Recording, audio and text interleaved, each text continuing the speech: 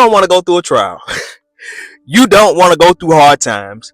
You don't want to do what God is telling you to do. You don't want to go where God is telling you to go. You don't want to say what God is telling you to say, but you want God to move heaven and earth for you.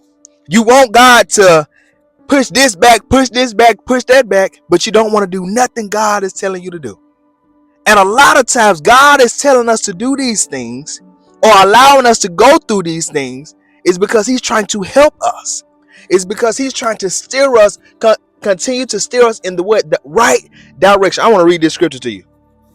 It's in John 13:7. It says, Jesus answered and said unto him, What I do thou knowest not now, but thou shalt know hereafter. Peter said unto him, Thou shalt never wash my feet. Jesus answered him, If I wash thee not, thou hast no part with me. And I was thinking, about that scripture today. The reason why that scripture came to my mind is because I was at work today and I was just talking to God. You know how you just talk to God? I was talking to God in my mind. And I was just like, God, I just don't understand why things have to be so hard. And God brought that scripture to my mind. And oftentimes we are like Peter. God is trying to help us by allowing us to go through a trial, but we kick back, we push back on God. God, I don't want to go through that. I don't want to feel pain. I know you're trying to help me, but I don't want to be heartbroken. I know you're trying to help me get to heaven, but I don't want disappointments. I know you're trying to make me the best I can be, but I don't want to be challenged. I don't want to be pushed. I don't want to be pruned. I don't want to go through the mud. I don't want to have to crawl, but I want to be all you would have me to be. But I want to take the easy route. But I want to take the easy part. But I want to go through the easy times. I want to face the easy times. I want the easy trials. I want a bed of ease. I want to go to heaven on roses. I don't want to step on no rocks sometimes. I don't want to lay on rocks sometimes. I don't want to go through the valley. I don't want to have to climb up a mountain sometimes. I want it to be easy road, easy street, easy trial, easy challenge. That is not life. God cannot help you if you're always going through things that are easy. Humbled himself and washed their feet. And he's coming to right where you are right now currently. He humbled himself. You know what? That a king is a king of this place or that place. King of the universe. King of the world.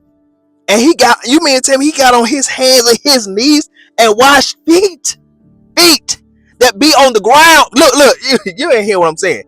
Feet that are on the ground, right? And we can't humble ourselves and say, "Okay, God, I know you're trying to take me through this trial, so I'm going to submit." We can't humble ourselves when God is trying to challenge us and trying to make us better. I don't want to do that. I know you telling me to go here, but I don't want to go here. I know you telling me to do this, but I don't want to do that. But you want all the blessings, but you don't want the trial. You want all the glitz and the glam, but you don't want the mud and the rain and the storms and the pain. You want all the good and the great, but you don't want the bad, the rough, the sad, and the tough. You want all the easy, but you don't want the hard. But you want God to move heaven and earth for you. But you barely want to move a finger for God. You barely want to go through for God. You don't want to suffer for God. You don't want to have hard times for God, but you want God to do everything in his power to make your life easy. If you read most of the stories in the Bible, nobody in the Bible had it easy. Everybody in the Bible had to go through trials. Why? Because trials help you. Trials can heal you. Trials push you. Trials make you. Trials lift you. Trials God can even use a trial to exalt you. Think about Shadrach, Meshach, and Abednego. Them boys went in that fiery furnace. How many people you think probably went in that fiery furnace that got ate up, got burnt up? But God let them go in that fiery furnace and they were not burned. He said, did I not throw 3 men in there? He said, I see a fourth one like the son of man in that. You hear me? So God let that try, God use that try to exalt them because of their faith in God. You hear me? I'm trying to encourage you and tell you that pain is okay.